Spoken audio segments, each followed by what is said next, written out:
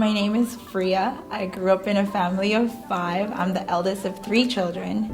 I moved to Canada when I was 6, turning 7. God was always present in my life, only because my whole family believed in Him and He was always in our home. Because we prayed and we had statues come into our home maybe every season. And because we had a lot of saints that we prayed to. That was God to me, was all the saints, and the statues actually was who He was.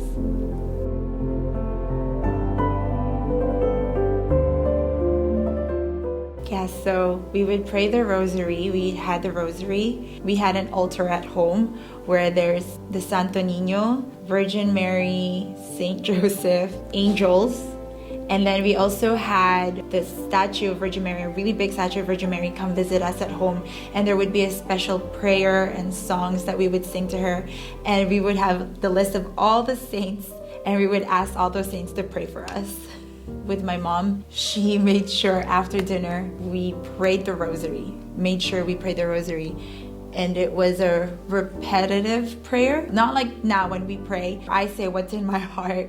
I mean, I know the Lord knows what is going on with me, but He likes to converse. I didn't think that way before. So because we were forced to do the rosary, we just sat there and went with the beads, sort of like emotion. And we actually, I don't know if my brother did it, but I used to look at the time because it was exactly 15 minutes and I would count the time until it was done. When we moved here, my mom made sure we stayed in the church. So going to catechism, the Catholic school, because we went to a private school. My mom enrolled us, me and my brother, in that. And then how she kept us in church was that because I loved to sing, she put me in the choir, and then my brother as an altar server. And going to church, I would go to all the statues and touch every statue because I sing. I would put that here on my voice before I went to my spot in the choir, and I'd be like, Lord, help me sing today. And I touch every single statue and I do this. And before you enter the church, you have to dip your hand in the holy water and do the sign of the cross. So I would do that, and then I'd make sure I put extra water because I sang, right? And then, and like in church too, whenever the priest is like blessing the church, I don't know why, but I made sure I got a little bit of the holy water, so I would move to where he's putting it. I don't know. I'm thinking it's a blessing from God, right? And from the statues, like because we had an altar at home, I had my own rosary, and when I would take my exams, I would put that on the Santo Niño, right?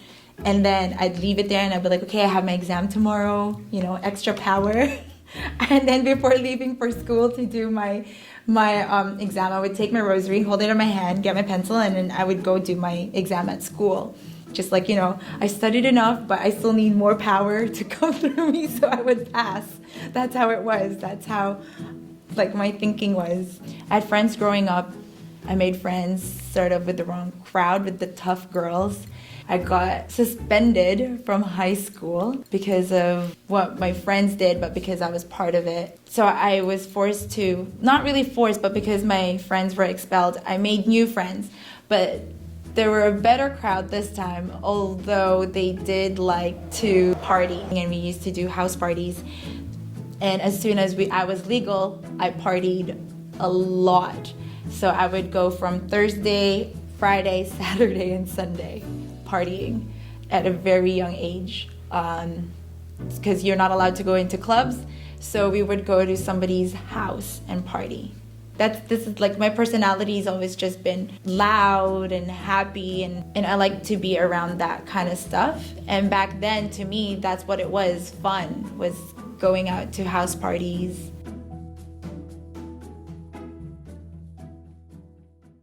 So as I got older, I wasn't forced to go to church anymore. So it was my decision when I go to church, or if I don't like to go to church. At that time, I actually, my parents owned a business, and there were these guys who played in a band, and they wanted a female singer. And my mom was actually the one who suggested me because she knows that I like to sing. So I ended up joining these guys in the band, and I got involved in a relationship with one of them. We played at bars, parties.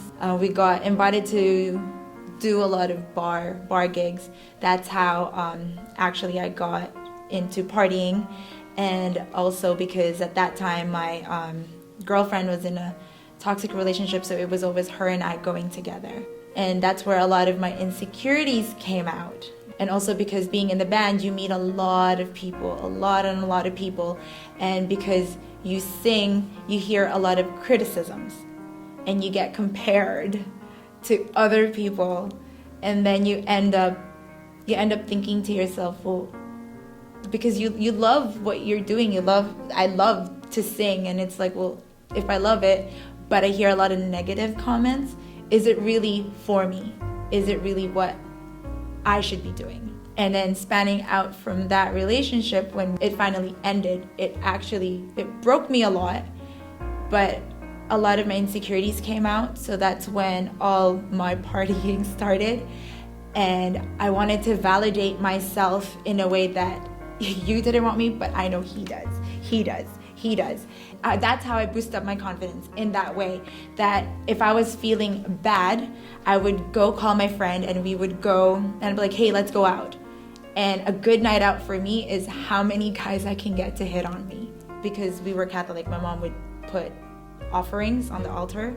So she puts these little food in a little plate, and then she'd be like, Fria, it's your birthday, go put this in the altar. I was looking at the statues that we had on the altar, and I put the plate there. And then I said, honestly, I don't really know if I really need God in my life. I mean, I stopped going to church. I really didn't think like the church had anything going on for me anymore. Technically, there's really nothing missing in my life. I have a home, I'm fed. I mean, I have problems, but I can deal with it. No problem, right? And then I said, anyway, it's my 25th birthday. Maybe you can give me a present, whatever present that is you'd like to give me.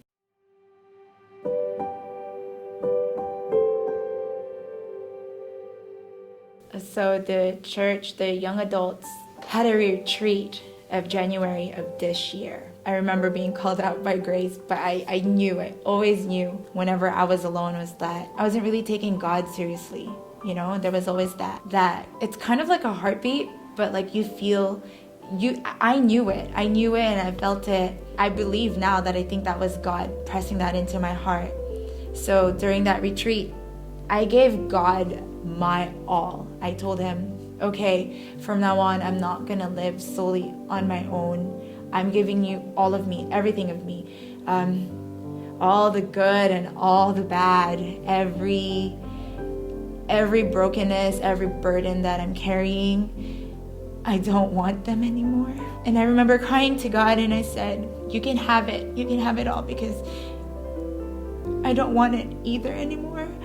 I don't know what to do with myself anymore. So I'm just giving it to you, and I'm giving you all of me. I'm not gonna live for myself anymore, but I'm gonna live for you. However you want me to live, however way, what you want to do with my life is yours. It is not my life anymore, but it is yours. I'm giving it all back to you. So I cried that out to him during the retreat, and I'm honoring that now. I'm honoring my word to him. I'm slowly getting to know who he is, and in return, he's slowly fixing me from the inside. Ooh, there's so much baggage and hurt and brokenness that I actually haven't fixed, because I fixed it with moments, little moments from people, where he can fix it permanently, evenly, and he can heal it. I gave that to him too, because I don't want to cry anymore in the middle of the night or lay awake. I'm happy regardless of what I'm going through, regardless of what's happening in me. I'm happy. I mean, it even took another heartbreak for me this year to really hold on to God and that promise I made him, and to really trust him of his promise again to me, you know? This year is actually really, it was, when they say a roller coaster, it was a real roller coaster. It took another breaking, actually, for me to realize that, oh my gosh, I wasn't healed from the past. I wasn't healed from my insecurities. sometimes I wish it was an instant thing, but it's not. Walking with God, it's hard because you have to go through the feelings that you didn't want to go through. You have to fix and put those back together, but it's not me doing it, it's Him.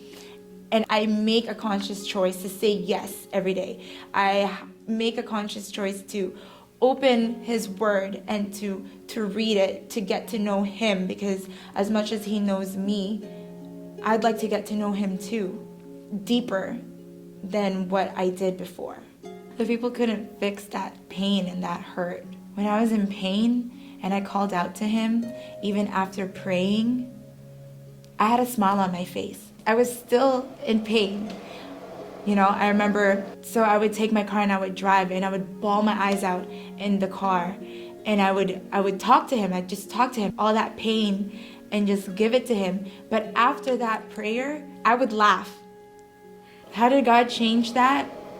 To me, that's His assurance saying to me that it's not other people who will give me the joy, it's only Him. And regardless of how hurt I was, when I went out with my friends who don't believe in Him, they see that difference. It even got to a point where they're like, who are you dating? I was like, I'm not dating anyone. But you are. You're seeing someone because you're happy. I was like, that's Jesus Christ.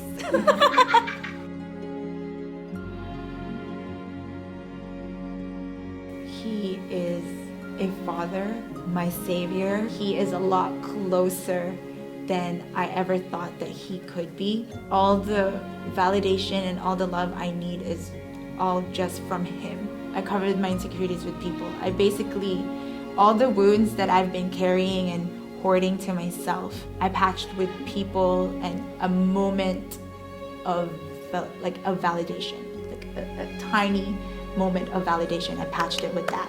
But obviously it doesn't last very long, and then eventually you start feeling the pain, the hurt, and all that brokenness that I carried. It doesn't stay very long. Christ was introduced to me actually by an old bandmate. I opened up to him about what I was going through and how I was struggling with sleep, and he called up another one of the guys that we used to kind of jam with at bars, and to come pray for me. And so we stopped at a park, and both of them laid hands on me and started praying for me. At that time, I thought it was weird because these were, guys that I jammed with at bars, and we were doing shots, but they were both praying for me.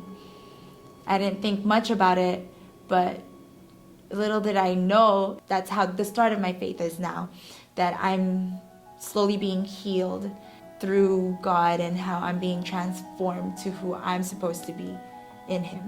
So after my friend prayed for me, I got home and I didn't really think much of it. And then a couple months later, I get another message from that same friend, and he said that there was an event going on. So I was like, okay, sure. I asked my brother to come with me, and I had another friend come. All three of us came. And during that event, the pastor, it was Pastor Vincent, he was preaching, and then he said he wanted to do a prayer of salvation, and he had everyone bow their heads and close their eyes, and if you wanted to accept Christ in your life, to stand up. I didn't stand up right away, but I felt my brother and my friend stand up, and I was just sitting there, and Pastor Vincent said, I'm not leaving anyone behind. I'm waiting. We will wait for how long it takes. And I still sat there, and I actually opened my eye like this. I'm like, am I the only one who's not standing up? So then, they were still waiting. I was like, oh my gosh, am I the only one? So I stood up. I didn't think much of it. And when I finally stood up, Pastor Vincent prayed. We prayed the salvation prayer. I prayed the salvation prayer, but I didn't really know the weight of that prayer until recently. I was actually baptized, went to church, but at the same time, I still dabbled a little bit in what I used to do outside of church, and then I would come back to church, and sometimes I would sing, and sometimes I won't. I basically had one foot in the church and then one foot out. Before, my understanding was I had to change myself so that somebody will love me.